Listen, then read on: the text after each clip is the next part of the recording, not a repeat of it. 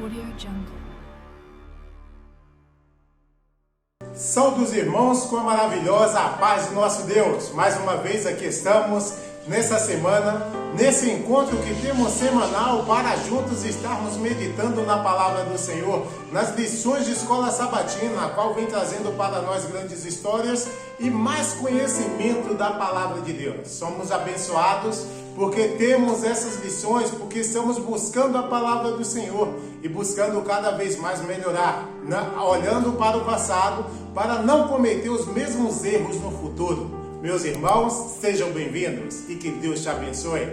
Neste momento, queridos irmãos, vamos primeiramente inclinar a nossa fronte e fazer uma oração ao nosso Deus. Pai Santo que habita nas alturas celestiais, neste momento, Senhor, vem te pedir a tua direção, para que mais uma vez, Senhor, nesse estudo de lição de escola sabatina, possamos estar aí sendo influenciados pelo Espírito Santo e cada conhecimento que estaremos adquirindo em nossas vidas seja para a tua honra e tua glória. Nos abençoa, Pai, também os nossos internautas e nossos participantes, que possam ser inspirados pelo Espírito Santo. Em nome de Cristo Jesus. Amém. Agora sim, queridos irmãos, estamos aptos a mais uma vez estudar nossas lições de escola sabatina, que é uma bênção que temos em nossas vidas. E hoje vamos ler a lição de número 9 para o sábado 27 de fevereiro de 2021, que tem como título O Povo Judeu no Império Medo-Persa. Vocês podem ver, irmãos, que saímos agora de Babilônia, saímos agora do Império Babilônico, da cabeça de ouro que era Nabucodonosor no seu império, e agora já vamos aí para o peito de prata juntamente com os braços, a qual iremos estudar aqui agora mais aprofundadamente sobre esse segundo reino que sucedeu o reino de Nabucodonosor. Vamos, irmãos, venha, vamos juntos estudar um pouco mais sobre esse assunto. A nota de introdução para essa lição está lá em Esdras, capítulo 6, versículo 14, que o mesmo diz dessa maneira: E os anciãos dos judeus iam edificando e prosperando pela profecia do profeta Ageu e de Zacarias, filho de Ido, e edificaram e terminaram a obra, conforme o mandado do Deus de Israel, e conforme o decreto de Ciro, Dario e de Artaxerxes, rei da Pérsia. Nesse pequeno texto de introdução, vem nos deixando claro bastante coisa, né? Aqui a gente já viu falar que foi 3 decretos que teve, um por Ciro, outro por Dario, outro por Artaxerxes, e o templo do Senhor foi terminado. E o que mais foi terminado? É o que a gente vai ver, irmãos, nessa lição, e que desde já essa lição venha trazer o conhecimento para buscarmos mais entendimento na palavra de Deus. Amém? O primeiro subtítulo dessa lição tem como título Oposição. Até parece, né? O povo de Deus, desde aquele tempo, ele já seguia por oposições, por pessoas que iam contra aí fazer a vontade de Deus. E aqui a gente vai estudar um pouco de nossos irmãos que passaram também por esses grandes problemas. Vamos lá. A primeira pergunta diz desta maneira: O que tinha iniciado com grande zelo o povo que retornou? O que aconteceu com a construção do templo devido às dificuldades ocasionadas pelos inimigos? Irmãos, para nos ajudar aqui com essa resposta, vamos ali a São Paulo e vou contar nessa oportunidade com o nosso irmão Herman Clã, que vai colaborar conosco. Irmão Herman, seja bem-vindo mais uma vez. Olá a todos os irmãos, que a paz de Deus esteja com todos. Muito obrigado para o irmão Wilton por dar a oportunidade de participar dessa maravilhosa lição que estamos estudando nessa semana, assim como toda a lição que vamos estudar e aquelas que já estudamos. Irmãos, o que tinha iniciado com grande zelo quando o povo de Israel voltou para sua terra? Eles tinham iniciado a reconstrução do templo que foi destruído. Irmãos, os israelitas estavam com tanto amor, tanta fé, zelo, que decidiram voltar e logo construir o templo do Senhor. Mas, como já sabemos, por várias vezes os inimigos arduamente tentavam contra o povo do Senhor. Muitas vezes com palavras, dizendo: será que esse é o tempo que Deus estipulou para vocês começarem a construir o templo de novo? Será que realmente é esse tempo? Muitas vezes a partir da força, e com isso gradualmente muitas pessoas acabaram desistindo, acabaram perdendo a fé de que aquilo ia dar certo e acabaram voltando para suas casas, para a sua rotina que tinham antes de ir de volta para a reconstrução do templo. E pouco a pouco os inimigos foram ganhando os israelitas, mas como já sabemos, graças a Deus e graças também à ajuda da sua ferramenta, que foi o profeta que Deus utilizou para poder animar o povo de Israel, para poder estar ali junto com eles incentivando, eles conseguiram reconstruir o templo. Bom, esse profeta vai ser falado depois nas próximas perguntas, então não vou me atentar muito a ele agora. Mas muito obrigado pela oportunidade, que a paz de Deus esteja com todos. Muito obrigado, irmão Herman, por teu aporte nessa oportunidade, a qual nos elucida aí essas perguntas dessa primeira lição, dessa primeira pergunta. Que Deus te abençoe sempre e que juntos possamos estar aí mais e mais desfrutando um pouco de conhecimento e compartilhando com os nossos irmãos em diversos pensamentos, para que assim a gente possa se encontrar uns com os outros, cabeças falando em diferentes sotaques, mas com o mesmo intuito de trazer a palavra de Deus. Isso é a harmonia que encontramos dentro da Bíblia e dentro do povo de Deus. Amém? Que Deus nos abençoe, meu querido irmão. Vamos aí, irmãos. O irmão Herman já deixou bem claro aí, né? O que tinha iniciado com grande zelo o povo de Deus. Tinha iniciado o quê? A construção do templo, porque o rei tinha dado a ordem, o rei Ciro tinha dado a ordem, e eles aí foi para lá, o restante do povo, um pouco do povo que foi para lá fazer aí a construção do templo. Diz assim, ó: e começaram a obra, a casa do Senhor. Graças a Deus eles tinham começado. Mas será que eles terminaram? O que foi que aconteceu? Eles seguiram terminando a obra ou teve alguma coisa? Lembra que o primeiro subtítulo diz oposição. E a segunda parte diz assim: o que aconteceu com a construção do templo? Chegou um momento, irmãos, de a oposição ser tão grande ali entre aquele povo que estava e a oposição daqueles que estavam contra a construção do templo, que chegou o momento de eles falarem: não veio ainda o tempo em que a casa do Senhor devia ser edificada. Foi isso que eles falaram. Ou seja, o povo utilizava este falso argumento para explicar seu fracasso no edificar do templo. Quando tinha muita oposição, veio muita oposição, o povo aí que estava para fazer a obra, eles usavam o argumento que não tinha chegado o tempo de ser construído, porque existiam muitas oposições. Mas lembrem, irmãos, isso que o povo utilizava era apenas um falso argumento para dar explicação ao seu fracasso de continuação aí do templo do Senhor. Irmãos, e quanta gente não fazem isso? Diz aqui mais: e os edificadores desanimaram. Sim, irmãos, desanimaram. Eles foram ali para construir o templo. A gente sabe que não foram todos, foi uma parte, e eles estavam aí desanimados para construir o templo. E tornando-se os samaritanos mais ousados, muitos judeus punham em dúvida se afinal de contas havia chegado o tempo para a reconstrução. Olha só, o povo de Deus sempre teve pessoas que estavam em oposição à sua vontade. E aqui fala que os samaritanos eram mais ousados. Diz que os filhos das trevas é mais o quê? Mais astuto que os filhos da luz. E aqui os filhos das trevas estavam fazendo tudo para que o povo desanimasse de construir o templo. E eles estavam o quê? Conseguindo. O ressentimento logo se espalhou. Muitos dos obreiros, sem coragem ou ânimo, retornaram aos seus lares para assumir o seu curso comum da vida. Olha só o que aconteceu, meus irmãos. Olha só o que acontece com o povo hoje também. Estamos hoje esperando a vinda do Senhor Jesus. Sim ou não? Responda você. Sim, nós estamos esperando. Mas o que é que acontece com muitas pessoas que também começaram a seguir antes de nós, ou começaram a seguir junto conosco? Por a demora, por estender-se aí, Deus está dando oportunidade de muitas pessoas mais se arrepender. O que é que acontece com muitas pessoas? São iludidas, tendo oposição e fazendo com que eles fiquem pelos caminhos e vão buscar fazer o quê? A sua própria vontade. É isso que aconteceu no povo do passado, é isso que acontece com o povo de hoje. A história se repete. Antes foi para a construção do templo, né? Para a reconstrução do templo. Agora, para a segunda vinda de Jesus, acontece da mesma maneira. O inimigo faz de tudo para que as pessoas desistam de seguir no caminho do Senhor. Isso é a realidade, meus irmãos. Mas vamos ver o que é que aconteceu mais durante essa lição, o que é que podemos aprender, como dar a volta por cima nessa situação e como animar aquelas pessoas que estão aí, ficaram para trás no caminho do Evangelho e na espera da segunda vinda do Senhor. Vamos ver. Vamos agora, irmãos, ao segundo subtítulo dessa lição, que diz assim: ânimo comunicado pelo Senhor.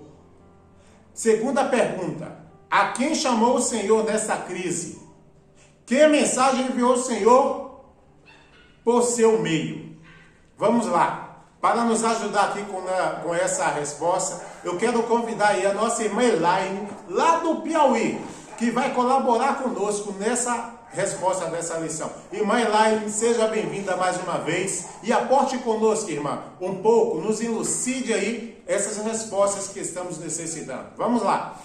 Que a graça e a paz de Deus seja com todos. Bom, hoje eu ajudarei na segunda questão da nossa lição, que está dividida em duas perguntas. A primeira pergunta fala o seguinte: a quem chamou o Senhor nesta crise? Nessa crise, Deus chamou o profeta Ageu e Zacarias. E que mensagem enviou o Senhor por seu meio?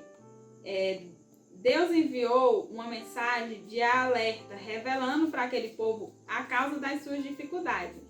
Porque vemos aqui no versículo que eles semeavam muito e recolhiam pouco. Comia, mas não conseguiam se fartar. Eles bebiam, mas não se saciavam. E também fala que o salário que eles recebiam era como se eles estivessem colocando um saco furado. Ou seja, não conseguiam prosperar. Mas o porquê disso? Porque, infelizmente, eles estavam se esquecendo da casa de Deus.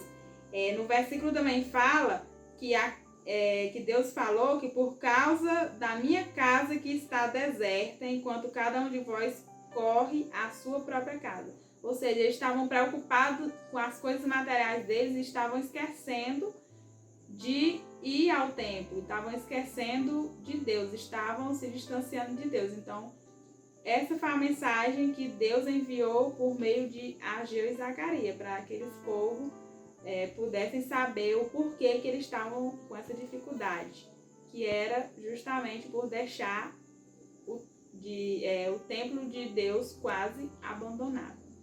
E é isso, e que Deus abençoe a todos, e agradecer mais uma vez pela oportunidade, em nome de Jesus, amém. Muito obrigado, irmã Elaine, que Deus te abençoe mais e mais, por estar sempre aqui participando conosco, e que seja uma bênção. Lembrando, saudações aí aos nossos irmãos de Piauí, Valência do Piauí, ao do Nordeste em geral, né? Que Deus possa abençoar vocês mais e mais e que juntos possamos aqui estudando essas lições de Escola Sabatina. Amém? Vamos lá, irmãos. Vamos falar um pouco mais sobre esse assunto. A irmã Elaine já deu a resposta, mas vamos arrazoar um pouco mais sobre esse assunto. Aqui o Senhor chamou, nessa crise, chamou quem? Os profetas. Quem eram esses profetas? Ageu e Zacarias. Foi esses que o Senhor chamou para, nessa oportunidade, dar a mensagem àquele povo que estava o quê? Desanimado. Olha só, irmãos, assim como era no passado, Deus usava os seus profetas para que animasse aqueles na obra do Senhor para seguir a sua vontade, também é hoje. Deus também está chamando você, meu querido irmão, para que possa anunciar as mensagens do Senhor, as profecias, para que o povo que já pertenceu ao nosso meio volte a servir ao Senhor. E olha só que mensagem enviou o Senhor pelo profeta Zacarias. Qual foi a mensagem? Olha só: por causa da minha casa que está deserta, enquanto cada um de vós corre à sua própria casa, por isso retém os céus sobre vós o orvalho, e a terra retém os seus frutos. Olha só que mensagem os profetas aí teve que trazer para esse povo, para que eles pudessem entender que eles não estavam prosperando, porque a casa do Senhor estava o quê? Parada. E diz a palavra que a obra da casa do Senhor ficou quanto tempo? Mais em torno de 1 ano parado, porque o povo deixou de fazer a vontade do Senhor e foi buscar o quê? Os seus próprios. Não, eu vou buscar aí a minha casa, buscar aí fazer as minhas vontades, eu vou fazer a minha faculdade, como muitos fazem hoje em dia. Deixa de fazer a vontade do Senhor para correr atrás do quê? De dinheiro, de correr atrás de coisas que são superficiais e que a ferrugem e o cupim destrói. E deixa de buscar verdadeiramente a vontade do Senhor. E aqui estava a mensagem pesada sobre eles. Por causa disso, irmãos, eles não estavam prosperando. Não estavam prosperando. Diz mais. Eles revelaram ao povo a causa das suas dificuldades. Irmãos, quantas pessoas sofrem dificuldades? Antes de sofrer dificuldades por não ter conhecimento buscar, mas agora sofrem dificuldades piores porque conhece a palavra de Deus, mas permanece fora dos caminhos do Senhor.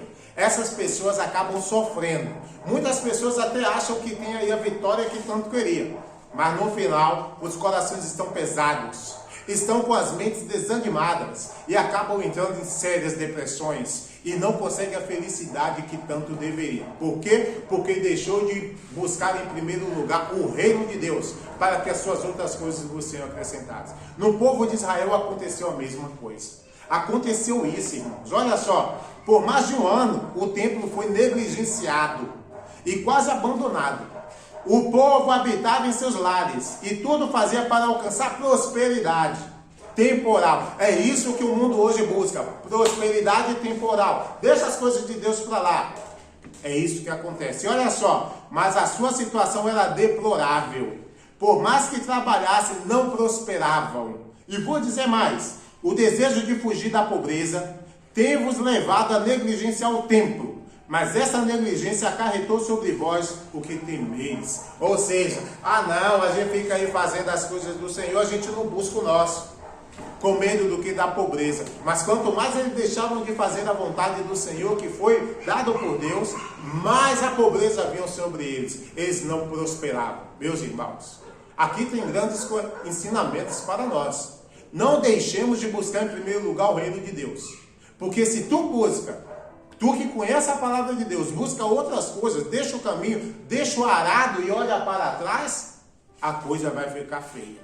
Cuidado, meus irmãos. Esse ensinamento aqui é para nós podermos abrir os nossos olhos para fazer a vontade do Senhor. Meu irmão, podemos ter aí a oportunidade de mudar. Só depende de eu e você. Que possamos pensar nisso. Amém? Vamos, irmãos, ao terceiro subtítulo e a terceira pergunta dessa lição. Que diz assim: apoio do governo. E a terceira pergunta: teve a mensagem resultados? Quando se cumpriu a profecia de Ageu? Vamos lá. Para colaborar conosco nessa pergunta, eu quero ir lá para Curitiba e convidar o nosso irmão Edir para colaborar conosco respondendo essa pergunta. Irmão Edir, é contigo. Graça e paz do Senhor seja com todos. Irmão Hilton pediu para que eu responda a terceira pergunta. A terceira pergunta nos diz assim: teve a mensagem resultados? Então nós vemos aqui que aqui está no plural. Em si, a princípio ela não teve o resultado esperado. Ela não teve o resultado esperado a princípio. A segunda parte nos diz assim: quando se cumpriu a profecia de Ageu, então por que ela não teve o resultado esperado? Porque aquele povo, quando a gente traz a segunda pergunta e a gente faz um agregamento com a terceira, o resultado não teve aquele resultado esperado naquele momento. Porque as pessoas não estavam com foco. Então aquelas pessoas, eles se esforçaram para que aquele lugar, aquele templo erguido, reerguido, fosse uma habitação do Senhor. Então a gente sabe que eles queriam sentir aquela presença através da nuvem, através da glória do Senhor, do Shekinah. Mas isso não foi possível. Agora, podemos dizer, em meio termos, essa mensagem teve resultado quando? Aí nós agregamos com a segunda parte da pergunta. Quando se cumpriu a profecia de Ageu? Então a profecia de Ageu, ela vai se cumprir muitos séculos posteriormente, quando Jesus, o Messias, o Cristo, ele entra no templo e ele começa, podemos dizer, a evangelização. Numa linguagem mais simples, a ensinar, a curar, a pregar no templo. Então, de uma forma geral, nós podemos mencionar que a mensagem não teve o resultado a princípio esperado, mas posteriormente nós podemos afirmar que sim. Quando? Quando o Messias, Jesus, o Cristo, ele começa a curar e ensinar no templo. Então eu quero agradecer ao irmão Hilton pela participação. Que Deus possa nos abençoar de uma forma muito especial. Em nome de Jesus. Amém. Muito obrigado, irmão Edir, por mais uma vez estar aqui colaborando conosco e trazendo aí pensamentos sobre essa lição, ao qual podemos aportar mais e mais conhecimento. Amém? Que Deus abençoe. Saudações aí aos nossos irmãos curitibanos, como diz a nossa irmã Valentina, da República de Curitiba. Que Deus abençoe vocês grandemente. Amém? Agora vamos lá, irmãos. Não é nesse momento aqui discordando do irmão Edir. Sim, a resposta dele aí tem muito a ver. Eu entendo o pensamento dele. Logo teve mensagem, logo assim que falou, teve resultado das mensagens. O irmão Edir disse que não. Mas com o passar do tempo, teve sim, porque olha o que aconteceu aí. Lá em Ageu, no capítulo 1, versículo 12 e 14, diz: e temeu o povo diante do Senhor. Ou seja, quando Ageu e Zacarias falou o que estava acontecendo porque ele não prosperava, o povo fez o quê? Temeu o povo diante do Senhor. E se eles temeram, aconteceu algo. E o povo, e o espírito de todo o restante do povo, e eles vieram e fizeram a obra na casa de Deus, dos exércitos. Ou seja, depois que eles ouviram a mensagem aí de Ageu e Zacarias, chamando a atenção deles, porque a situação deles estava terrível, estava deplorável, o que foi que aconteceu? Eles vieram sim fazer a vontade do Senhor. E aí fizeram o quê? Construíram. E o restante do povo, e eles vieram e fizeram a obra na casa do Senhor dos Exércitos, seu Deus. Irmãos, olha só. Eles deixaram aí um bom tempo aí sem fazer nada. Mas quando via que eles estavam buscando suas próprias riquezas e não estavam indo à frente, os profetas do Senhor deram a mensagem. E eles agora temem a Deus e buscam aí com outros que ainda estavam lá fazer a vontade do Senhor e reconstruir o templo. Diz mais, mas com a presença viva daquele em que habita corporealmente a plenitude da divindade, que foi o próprio Deus manifesto em carne. Aí responde a segunda parte da pergunta. Quando se cumpriu a profecia de Ageu, ou seja, quando eles estavam aí reconstruindo o templo e estavam encontrando dificuldades e não conseguiam adiante, e agora eles buscavam um jeito aí de murmurar contra a vontade, que esse segundo templo não era igual ao primeiro, que a nuvem do Senhor não veio e cobriu ali para abençoar. Aí vem a profecia de Ageu, né? Quando se cumpriu a profecia de Ageu, quem já viu aquele hino? Eu não sou bom para cantar não, mas diz assim: e a segunda casa será melhor que a primeira. É um hino que diz assim. Ou seja, quando é que isso se cumpriu? No primeiro tempo, a nuvem, a presença do Senhor estava ali, em forma de nuvem e tal, e deixou tudo branco o templo. Mas nesse segundo templo, quando é que ele ia ser honrado? Quando Cristo, quando Deus manifesta em carne, pisa no templo. Olha só, meus irmãos, que bênção. Respondendo a segunda parte dessa terceira pergunta.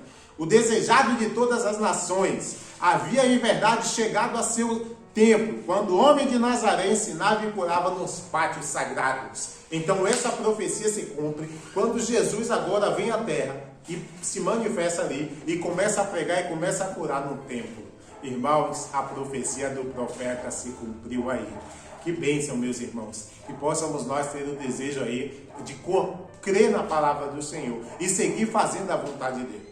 Naquele tempo usou profetas. Hoje também, irmão, Deus está chamando você para que anuncie as profecias desse livro, da palavra do Senhor, para que muitas pessoas voltem aos caminhos do Senhor. Você viu o que aconteceu? Não estava todo o povo aí de Israel que veio lá construir, mas quando Zacarias e Ageu vieram anunciar, outros vieram e aí deram continuidade ao templo do Senhor.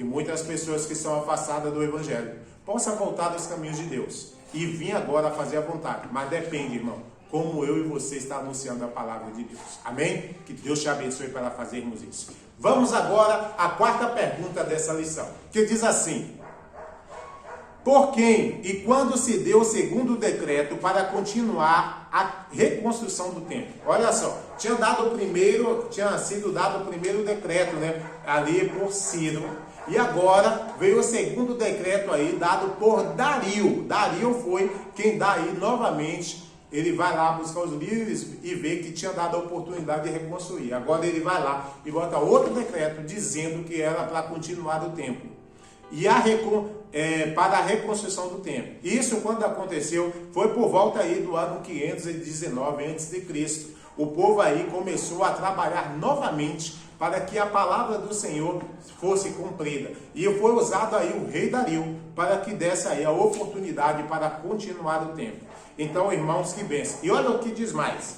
Além disso, o rei decretou que severas penalidades seriam aplicadas a quem de alguma maneira pretendesse alterar o decreto. Assim o Senhor preparou o caminho para a conclusão do templo. Ou seja, aí foi dado, irmãos, a oportunidade para que o templo fosse reconstruído. Lá ao redor do ano de 519 a.C., foi aí que Dario promulgou o decreto para que os judeus continuassem edificando o templo. Que bênção, meus irmãos. Deus usou cada um desses reis, cada um desses imperadores, para que fizesse a sua vontade. Mas muitas vezes eles abandonam fazer a vontade do Senhor. Mas esse também, assim como foi Nabucodonosor, que foi usado, assim como Ciro foi usado, agora Dario também é usado para que o templo fosse mais uma vez reconstruído. É uma bênção ou não é isso? Confiemos, irmãos, no Senhor. A quinta pergunta dessa lição, que diz assim: que desafio enviou o Senhor através do profeta a seu povo que ainda estava em Babilônia? O que ocorreu com aqueles que, apesar do chamado divino e os reiterados decretos reais, permaneciam ali? O que foi que Deus fez? Vamos lá. Eu que vou responder essa pergunta aqui para nós. Olha só, irmãos. Vocês sabem que quando foi dado o primeiro decreto, não foi todos os judeus que foram, né? Agora, dando o segundo decreto, foi aí mais judeus para lá, para a reconstrução do templo. Mas ainda não foram todos. E olha o que aconteceu. Que desafio enviou o Senhor, através do profeta, a seu povo, que ainda estava onde? Em Babilônia. Olha só, Zacarias 2,7, está bem claro. Ó Sião, escapa-te, tu que habitas com a filha de Babilônia. Deus estava dando uma outra oportunidade para que o povo que estava ali saísse de Babilônia e fosse para onde? O lugar que Deus tinha mandado, onde estava a casa do Senhor. Foi essa a oportunidade. Esse foi o outro desafio que Deus deu para que o povo voltasse a Babilônia. Mas aqui diz: o que ocorreu com aqueles que, apesar do chamado divino e os reiterados decretos reais, permaneceram ali? Agora vamos voltar a uma história aí que todo mundo conhece. O que foi que aconteceu aí na história da rainha Esther e o rei Artaxerxes? O que foi que fez Amã? Amã fez o que? Um decreto para que matasse todos os judeus que não adoravam aí o povo. Então, essa foi uma grande crise que passou o povo do Senhor. E aqui diz: Dario, sob cujo reinado os judeus tinham recebido amostras de evidente favor, foi sucedido por Xerxes o Grande.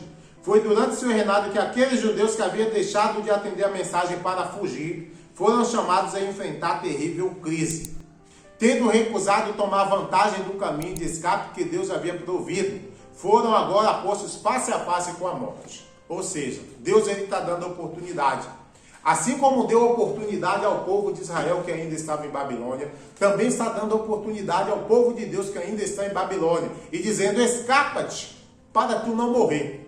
E o povo tiveram que passar por uma grande crise. E também, irmãos, hoje vai ser dessa mesma forma. Deus está chamando o povo para o quê? Abandonar de fazer as suas vontades e sair aí da filha de Babilônia, sair de Babilônia para vir fazer a vontade do Senhor. Muita gente está dormindo e vai passar por grande crise.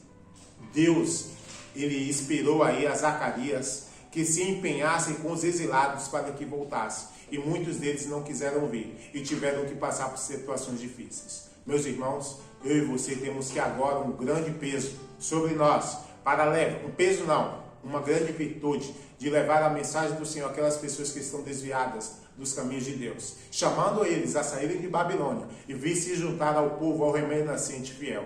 Que eu e você, meu irmão, tenha o desejo em nosso coração de fazer isso e lutar pelas almas que ainda estão em Babilônia. Querido irmão, que Deus nos abençoe para isso. Amém? Vamos lutar e vamos vencer, crendo em Cristo Jesus. Amém? Vamos agora, meus queridos irmãos, à sexta pergunta dessa lição. A sexta pergunta diz assim: quem promulgou o terceiro e último decreto?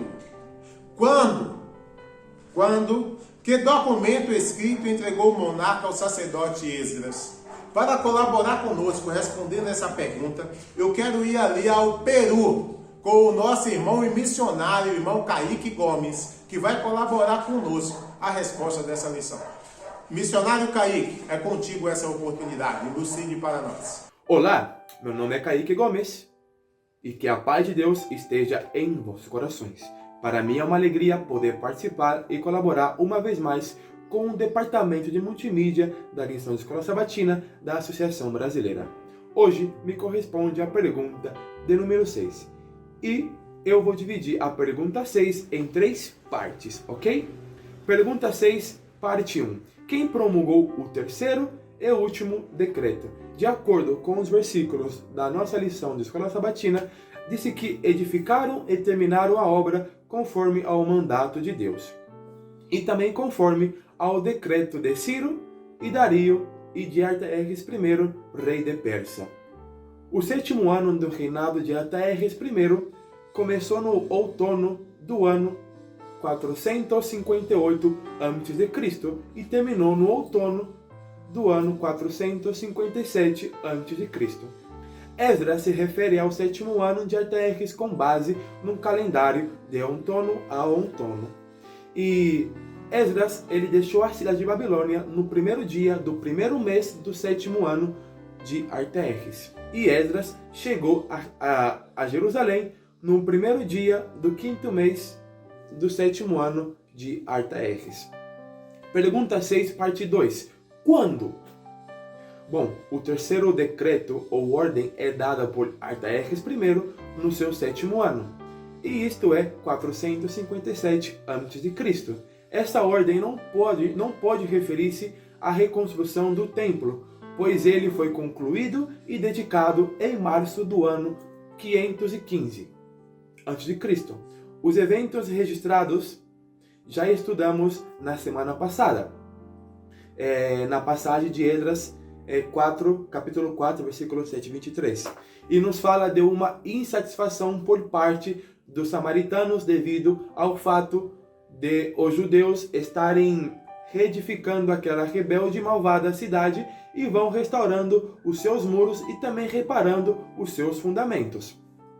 E se esse relato é de uma época posterior à ordem do 7º ano de Artaxerxes I, a saber, um período de condições políticas incertas para o monarca persa depois da revolta egípcia do ano 448, então é possível concluir com uma segurança que a ordem dada em 457 a.C. dizia a respeito à restauração e reconstrução de Jerusalém, ok?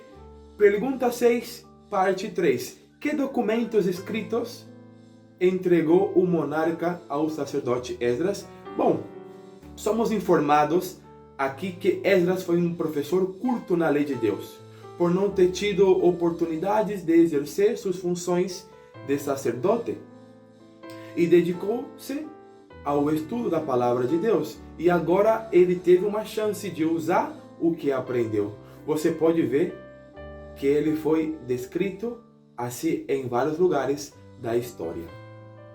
Esdras havia se preparado espiritualmente para o dia em que retornaria aonde? A sua terra. E cerca de 2.000 judeus quiseram retornar para sua terra. Esdras sabia que esse momento chegaria porque ele tinha fé em Deus. Ele não apenas estudou a palavra de Deus, mas aplicou a sua vida. E isso é de grande importância para nós. Por quê? Porque uma coisa é estudar a palavra de Deus, outra é cumpri-la e obedecê-la.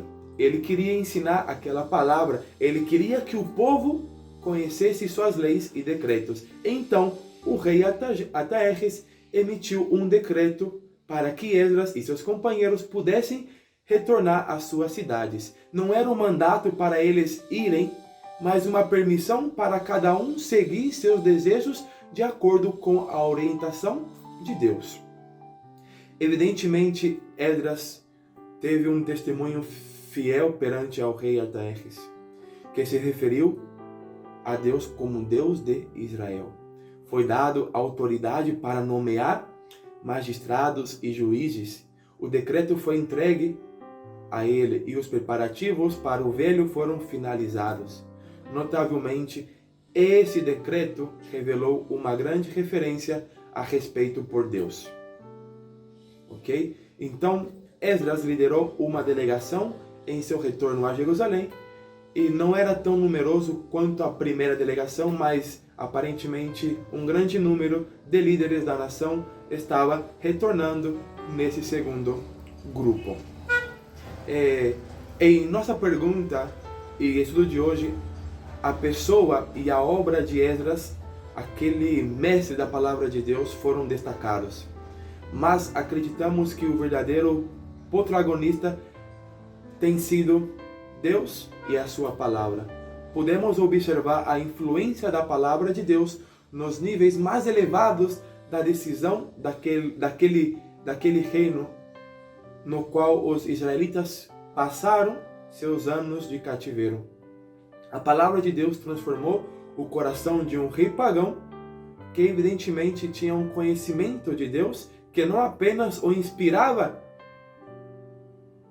não somente inspirava respeito, levando ao reconhecer a autoridade de Deus sobre a sua e levando a agir em nome do seu povo, facilitando a todos os meios humanos e materiais para iniciar a reconstrução do templo em Jerusalém.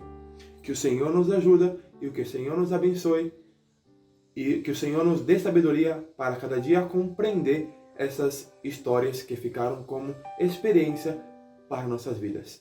Meu desejo em Cristo Jesus. Amém. Até logo. Até logo. Muito obrigado, irmão Kaique. Que Deus te abençoe em seu ministério aí por esse amado Peru. Aproveita aí essas comidas ricas desse país e que você possa estar aí mais e mais empenhado na obra, sendo aí um profeta do Senhor, levando a mensagem àquelas pessoas para que saiam de Babilônia e venham fazer a vontade de Deus. Ou escuta o aleluia, amém, que Deus abençoe. Irmãos, é assim. Aí está o irmão Kaique que nos declarou aí essas respostas dessa lição, né? Foi aí pelo rei Artaxerxes que dá aí a terceira ordem, o último decreto, mas esse decreto não era só para construir o muro, não era só para construir aí, reconstruir o templo, mas era para restituir Jerusalém e Israel como nação outra vez. Era o decreto completo que precisava, onde teria juízes, teria governadores novamente. Era o terceiro que era mais esperado, era o terceiro completo, o decreto completo para a restituição de Jerusalém. E que ano foi? O irmão Kaique já deixou claro, no ano 457 a.C. Muito obrigado, meus queridos irmãos, e o irmão Kaique por ter respondido também essa lição de escola sabatina, respondendo essa pergunta para que possamos estar claros nesse conhecimento. Amém?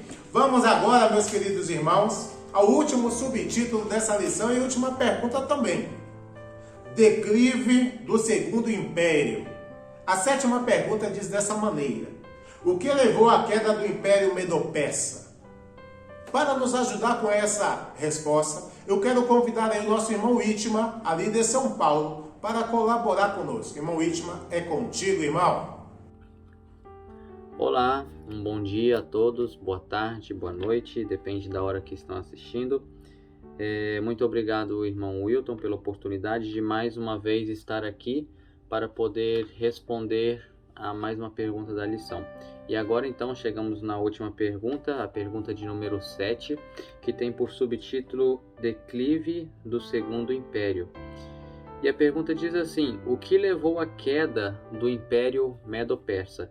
Então nós já vimos, né, que estava no começo no Império de Babilônia e até que passou então ao Império dos Medo-Persas. E agora está chegando ao fim do Império Medo-Persa. O que levou ao fim desse império? Naquela época, esse povo ele tinha um costume de fazer muitas festas e os seus reis, os seus príncipes tinham orgulho de mostrar aquilo que eles tinham.